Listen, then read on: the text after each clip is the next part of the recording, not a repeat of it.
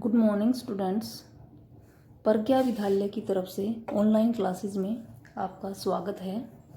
आज हम 9th class का सामाजिक विज्ञान का 7th लेक्चर करने जा रहे हैं और 7th लेक्चर में हम क्या कर रहे हैं, लेसन 3 ड्रेनेज यानी कि अपवाह। स्टूडेंट्स, इससे पहले हमने पहले 3 लेक्चर में भी यही किया है। जैसे पहले किया हमने अपवाह क्या होता है, अपवाह तंत्र, फिर हिमालय की नदियों का अपवाह तंत्र, फिर प्रायद्वीपीय नदियों का अपवाह तंत्र, और आज हम क्या करने जा रहे हैं, झीलें। झील की जो भारत की जो झीलें हैं या झील क्या होती हैं, ये सब देखिए। सबसे पहले है कि झील किसे कहते हैं। पृथ्वी की सतह के गर्त वाले भागों में, गर्त क्या होता है, गड्ढा, जो भाग नीचा होता है वो जो गड्ढा हो जाता है वो, पृथ्वी की सतह के गर्त वाले भागों में जहां जल जमा होता है उसे झील कहते हैं। यानी कि जो भाग नीचे हैं या जो गड्ढे वाले भाग हैं, जो धरातल नीचा है, वहां पे अगर जल जमा हो जाता है, वो बारिश का भी हो सकता है, किसी नदियों से आया हुआ भी हो सकता है, तो उसे हम क्या कहते हैं, झील कहते हैं। कि पृथ्वी की सतह के गड्ढों में जब जहां जल जमा हो जाता है उसे हम क्या कहते हैं, झील कहते हैं। फिर देखिए, बड़े आकार वाली झीलों को समुद्र या सागर कहा जाता है। अगर झील का आकार बड़ा है, अगर जो गर्त है वो छोटा है और उसमें जमा है जल, तो उसे हम क्या कहेंगे, झील। अगर गर्त बड़ा है यानी कि बड़े आकार का है, तो उसे हम झील नहीं, बड़े आकार वाली झीलों को क्या कहते हैं, समुद्र या फिर सागर। जैसे कैस्पियन सागर है, मृत सागर है, अरल सागर है, ये सारे क्या हैं, बड़े आकार की झीलें हैं, बड़े सागर की हैं, बड़े सागर हैं। उसके बाद है, भारत में बहुत सी झीलें हैं। ये एक दूसरे से आकार एवं अन्य लक्षणों में भिन्न हैं। यानी कि भारत में जो झीलें पाई जाती हैं एक दूसरे से आकार में भी भिन्न हैं और लक्षणों में भी। जैसे कोई छोटी है, कोई बड़ी है, कोई मीठे जल की है, कोई खारे जल की है, लैगून है, इस तरह से। अधिकतर झीलें स्थायी होती हैं तथा कुछ में केवल वर्षा ऋतु में पानी आता है। ऐसे झीलों को मौसमी झीलें कहते हैं। देखिए, एक तो हो गई स्थायी झीलें, एक तो है स्थायी झीलें, एक हो गई मौसमी झीलें। अब स्थायी झीलें कौन सी होती हैं, जिनमें हमेशा पानी रहे। कि अधिकतर झीलें तो स्थायी होती हैं जिनमें हमेशा पानी आता है, और कुछ झीलें कैसी होती हैं, मौसमी होती हैं, जिनमें पानी कब आएगा, वर्षा ऋतु में। जब वर्षा होगी तभी इनमें पानी आएगा। भारत की कुछ झीलें तो ऐसी हैं जिनका निर्माण हिमानियों एवं बर्फ की चादर की क्रिया के फलस्वरूप हुआ है। कि भारत में कुछ झीलें तो ऐसी हैं जिनका निर्माण किससे हुआ है, जो बर्फ पिघलती है, हिमानी होती है बर्फ की नदियां, या फिर जो बर्फ पिघलती है उनका जो पानी है उन झीलों में इकट्ठा हो जाता है। जबकि कुछ अन्य झीलों का निर्माण वायु, नदियों एवं मानवीय क्रियाकलापों के कारण हुआ है। कुछ झीलें हैं वो किसकी वजह से बनी है, नदियों की वजह से बनी है, या फिर वायु की ज्यादा अपर्दन, वायु द्वारा अधिक अपर्दन होने से वहां पे गड्ढा बन गया और बारिश होने से उसमें पानी इकट्ठा हो गया तो एक झील का निर्माण हो गया। या फिर मानवीय क्रियाकलापों से, कि मानव की क्रियाकलापों की वजह से धरातल पे अगर गड्ढे जो बन जाते हैं उन गड्ढों में पानी इकट्ठा हो जाता है तो वो भी एक झील का रूप ले लेता है। यानी कि कुछ झीलें तो जैसे हिमानियों बर्फ से बनी हुई हैं, बर्फ के पानी से। कुछ झीलें वायु के अधिक अपर्दन होने से धरातल पे गड्ढे बन गए और फिर जल भर जाने से झीलों का निर्माण हो गया। कुछ नदियों द्वारा बनी है और कुछ मानवीय क्रियाकलापों द्वारा भी बनी हुई है। एक विसर्प नदी, विसर्प या विसर्पाकार नदी बाढ़ वाले क्षेत्रों में कटकर गोखुर झील का निर्माण करती है।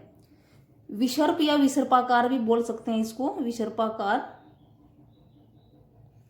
विसर्पाकार नदी कौन सी होती है, देखो, एक तो नदी की धारा होती है ऐसे, जैसे ये नदी जा रही है, बिल्कुल सीधी धारा में जा रही है। अगर इस नदी में रेत मिट्टी ज्यादा हो जाएगी, अवसाद की मात्रा ज्यादा है, तो ये एक सीधी धारा के रूप में बहने की बजाय बल खाती हुई इनकी इस तरह से बहना शुरू कर देती है क्योंकि इसके बीच बीच में क्या है, अवसाद ज्यादा है, रेत अधिक है, और वो रेत को अगर नहीं हटा सकती है, अवसाद को नहीं हटा सकती है, तो वो इस तरह से मोड़ खाते हुए बहना शुरू कर देती है। और जो ये मोड़ होते हैं, जैसे एक ये है, एक फिर ये इन मोड़ों को हम विसर्प कहते हैं। ये है विसर्प। और इस तरह से जब नदी बहती है तो उसको हम कहेंगे विसर्पाकार नदी। तो एक विसर्पाकार नदी बाढ़ वाले क्षेत्रों में ऐसे कब बहेगी, या तो जिन क्षेत्रों में बाढ़ आती है, क्योंकि जल की मात्रा अधिक हो जाएगी तो साथ में अवसाद भी अधिक है, तो इतने अधिक पानी को वो एक साथ आगे तो लेके चल नहीं सकती और खुद अपना रास्ता मोड़ देती है और बल खाते हुए बहना शुरू कर देती है। तो जो विसर्पाकार नदी है बाढ़ वाले क्षेत्रों में कटकर गोखूर झील का निर्माण करती है। जैसे नदी सीधी जा रही है, शुरुआत में तो इसमें जो हल्के हल्के विसर्प हैं वो होते हैं, फिर समय के साथ साथ विसर्प हैं वो अधिक मोड़ खाने लग जाते हैं, इनकी ज्यादा विसर्प हो जाते हैं। और जब अधिक विसर्प हो जाते हैं तो ये विसर्प कट जाते हैं आपस में एक दूसरे से, जैसे ये यहाँ से अलग हो जाते हैं, बिल्कुल अलग हो जाते हैं ये, कि नदी का जल इधर का इधर, उधर का उधर, बाढ़ वाले क्षेत्रों में बिछ जाता है जल, और नदी के जो विसर्प हैं ये कट जाते हैं। जो इस तरह के जो विसर्प हैं, इधर का जो जल है वो इस भाग में विद्यमान है, यहाँ का जल है वो यहाँ है, इधर का है जैसे इधर है, तो इस तरह से ये अलग अलग जल है वो अलग अलग विसर्पों में भर जाता है। और इस तरह जो बनी झीलें होती हैं उनको हम गोखुर झीलें कहते हैं। गो जैसे गाय, खुर यानी कि गाय के खुर के समान, क्योंकि इसकी जो शेप होती है विसर्प की वो गाय के खुर के समान होती है। तो इस तरह नदी के जो विसर्प कट जाते हैं अलग अलग, तो इन विसर्पों में पानी भर जाता है, और पानी भरने से ये विसर्प क्या बन जाते हैं, एक झील बन जाती हैं। और इस तरह जो बनी झीलें होती हैं उनको हम गोखुर झील कहते हैं। गोखुर यानी कि गाय के खुर के समान, इनकी जो आकृति होती है वो देखने में ऐसे लगती है गाय के खुर के समान, तो इनका नाम क्या है, गोखुर झील।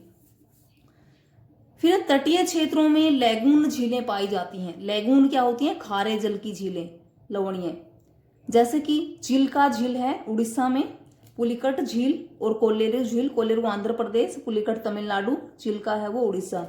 ये तीनों ही कैसी झीलें हैं, लैगून है, ये खारे जल की झीलें हैं। लैगून यानी कि तट के जो आसपास तट का जो भाग है, जैसे ये है, ये वाला जो तट है, इसके साथ जैसे ये है बंगाल की खाड़ी, इसके साथ एक अलग जो भाग है, इसके साथ साथ तट के साथ साथ जो झीलें होती हैं खारे जल की, वो लैगून होती हैं।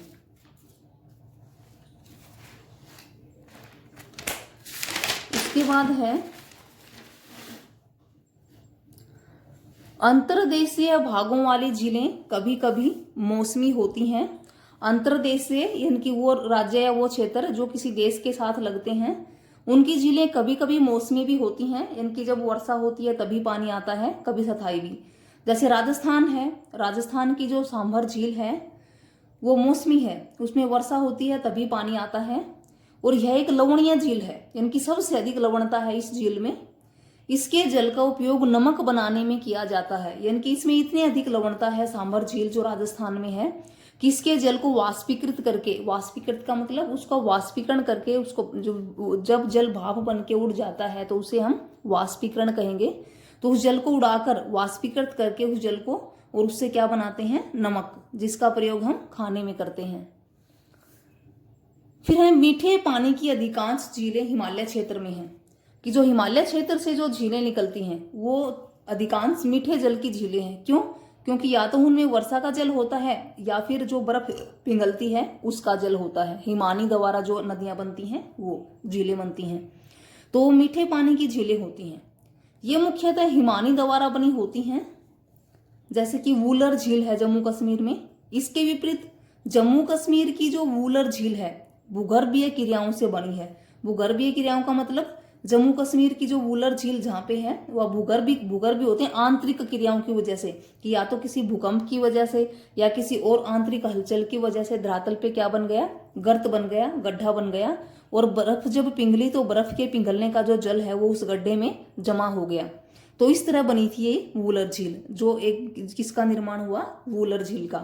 कि जो वूलर झील है वो किससे बनी थी, भूगर्भीय क्रियाओं से, कि या तो भूकंप, ज्वालामुखी जो आंतरिक जो क्रियाएं होती हैं उनसे धरातल पे क्या हो गया, गड्ढा, और जो हिमालय से जो बर्फ पिघली उसका जल उसमें इकट्ठा हो गया, जो क्या है, वूलर झील है। वुलर झील है कहाँ पे? जम्मू कश्मीर में। और जो वुलर झील है वो प्राकृतिक रूप से बनने वाली प्राकृतिक झील, यानी कि किसी मानव ने नहीं बनाई। इसका निर्माण किससे हुआ था? भूगर्भीय क्रियाओं से। यह भारत की सबसे बड़ी मीठे जल की झील है। भारत में जितने भी झीलें हैं उनमें मीठे जल की झीलों में ये सबसे बड़ी है। फिर इसके अलावा जो और भी मीठे जल की झीलें हैं, जैसे डल झील है, जम्मू कश्मीर में ही है, भीमताल, नैनीताल, लोकटक और बड़ा पानी, ये भी अन्य मीठे जल की ही झीलें हैं। जैसे भीमताल, नैनीताल ये उत्तराखंड में, लोकटक है ये उसमें मणिपुर में, ये सारी मीठे जल की झीलें हैं। लेकिन सबसे बड़ी कौन सी है इनमें? वुलर झील। इसके अतिरिक्त जल विद्युत उत्पादन के लिए नदियों पर बांध बनाने से भी झील का निर्माण होता है। कि जब हम जल से बिजली बनाते हैं तो हम नदियों पर क्या करते हैं? नदियों पर बांध बनाते हैं, और बांध बना के क्या करते हैं? उससे जल विद्युत बिजली पैदा करते हैं। तो इस तरह एक भाखड़ा नांगल परियोजना, जो भाखड़ा नांगल परियोजना है, कौन सी पे? सतलुज नदी पर। सतलुज नदी पर एक कौन सा बांध है? भाखड़ा नांगल बांध सतलुज नदी पर बनाया गया है। ये तो उससे कौन सी झील का निर्माण हुआ? गुरु गोविंद सागर झील का। कि बांध बनाने से भी झील का निर्माण हो जाता है। जो गुरु गोविंद सागर झील है वो एक ऐसी झील है जिसका निर्माण बांध बनाने से हुआ है। और कौन से बांध से? भाखड़ा नांगल परियोजना से। और ये भाखड़ा नांगल परियोजना कौन सी नदी पर है? सतलुज नदी पर। उसके बाद है झीलों के लाभ। कि जो झीलें हैं हमारे लिए किस प्रकार लाभदायक हैं, क्या क्या लाभ हैं झीलों के। फर्स्ट है, झीलें नदियों के बहाव को सुचारू बनाने में मदद करती हैं। अगर नदियों से झीलें अलग हो जाती हैं तो नदियों में जल की मात्रा अधिक नहीं हो पाती है और बाढ़ का कारण नहीं बन पाती है। तो नदियों का एक सुचारू बहाव, यानी कि सही अच्छे से जो नदियों का बहाव है उसको करने में मदद करती हैं। सेकंड है, अत्यधिक वर्षा के समय ये बाढ़ को रोकती हैं। अगर वर्षा अधिक होती है तो नदियों का कुछ जल किस में चला जाएगा? झीलों में चला जाएगा, जिससे जो नदियां हैं वो बाढ़ का कारण नहीं बनेंगी। फिर है, झीलों का प्रयोग जल विद्युत उत्पन्न करने में किया जाता है। जैसे नदियों के जल से बिजली बनाई जाती है, उसी प्रकार जो बड़ी झीलें होती हैं उनके जल से भी बिजली बनाई जाती है। अगर जो लवणीय हैं जैसे सांभर राजस्थान में, इससे नमक भी बनाया जाता है। उसके बाद है, झीलें प्राकृतिक सुंदरता को बढ़ाती हैं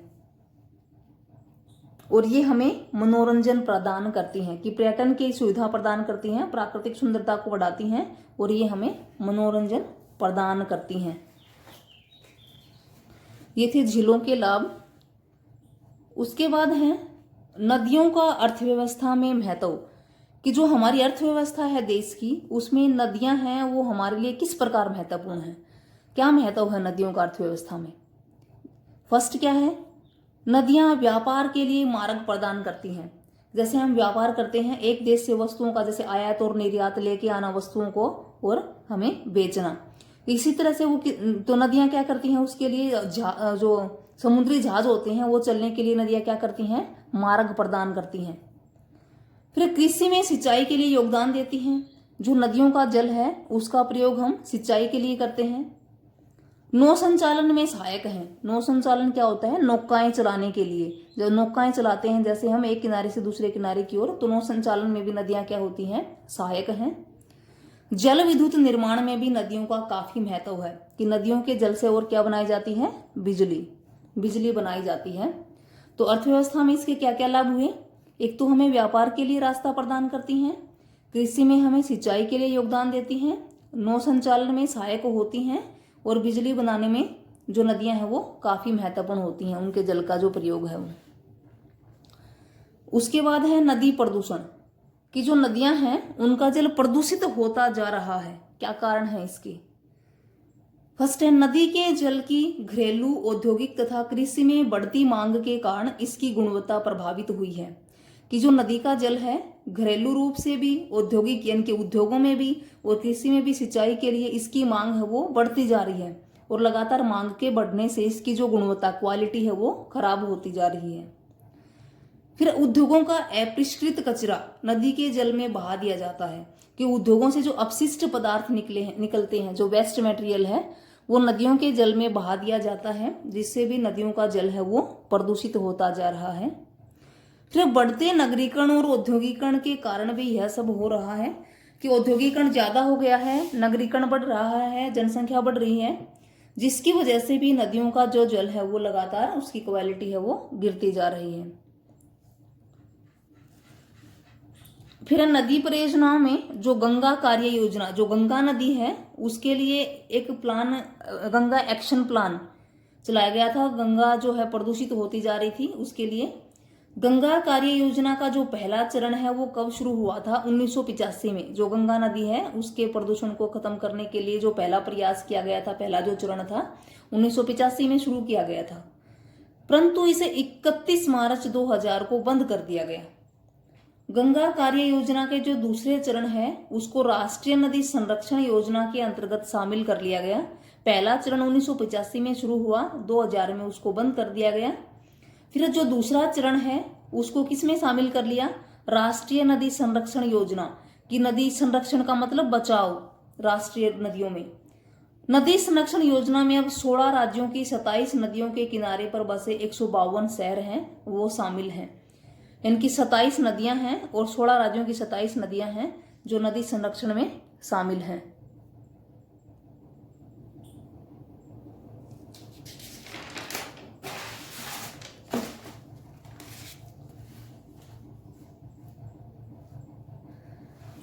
फिर है जलप्रपात।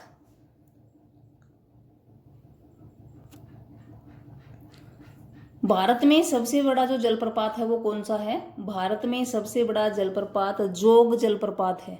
इसको हम गरसोपा जलप्रपात भी कहते हैं। जोग जलप्रपात या गरसोपा जलप्रपात कौन सी नदी पर है? शरावती नदी पर है। और कहाँ है? कर्नाटक में।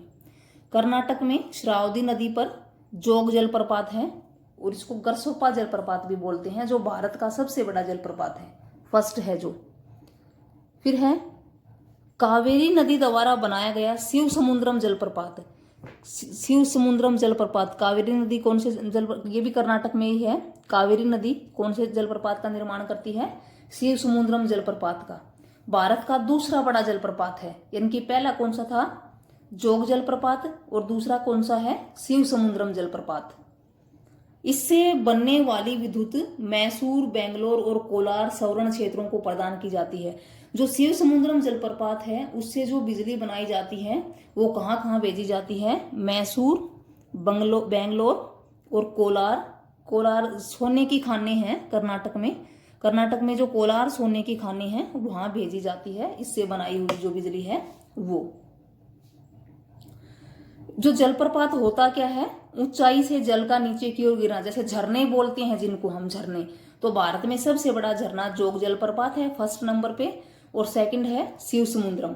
जोग जो जलप्रपात है वो शरावती नदी पर है, शरावती नदी द्वारा, और जो शिव समुद्रम है वो कावेरी नदी द्वारा बनाया गया है। दोनों ही कर्नाटक में है। शिव समुद्रम भी कर्नाटक में है और जोग जलप्रपात है वो भी कर्नाटक में है। Thank you students. ये हमने क्या किया आज? झीलें क्या होती हैं, कौन कौन सी होती हैं, ये होमवर्क क्या रहेगा आपके लिए, जो आपको फेयर नोटबुक में राइट एंड लर्न, इसको आपको फेयर नोटबुक में ये क्वेश्चन राइट भी करने हैं और लर्न भी करने हैं। जैसे झील किसे कहते हैं, जो हमने सबसे पहले ही डिस्कस किया था कि पृथ्वी का वो ग्रत जिस पर गड्ढे बन जाने से जल जमा हो जाता है तो उसे झील कहते हैं। सेकंड है सागर या समुद्र किसे कहते हैं, 2 उदाहरण बताओ। थर्ड है एक विसर्पाकार नदी बाढ़ वाले क्षेत्रों में कौन सी झील का निर्माण करती है। फोर्थ है भारत की लैगून झीलों के नाम बताओ, लैगून झीलें कौन सी हैं, जैसे चिल्का झील, कोलेरू झील ये। फिफ्थ है कौन सी झील के जल से नमक बनाया जाता है और वह कौन से राज्य में है। सिक्स्थ है भारत की सबसे बड़ी मीठे जल की प्राकृतिक झील कौन सी है और वह कहाँ है, जैसे वूलर झील है जम्मू कश्मीर में। फिर है झीलों के लाभ बताओ, जो झीलें हैं उनके लाभ कौन कौन से हैं। यह आपके लिए होमवर्क रहेगा। इसके साथ ही जो भारत की प्रमुख झीलें हैं एक बार इनको हम मैप में भी डिस्कस कर लेते हैं कौन कौन सी हैं।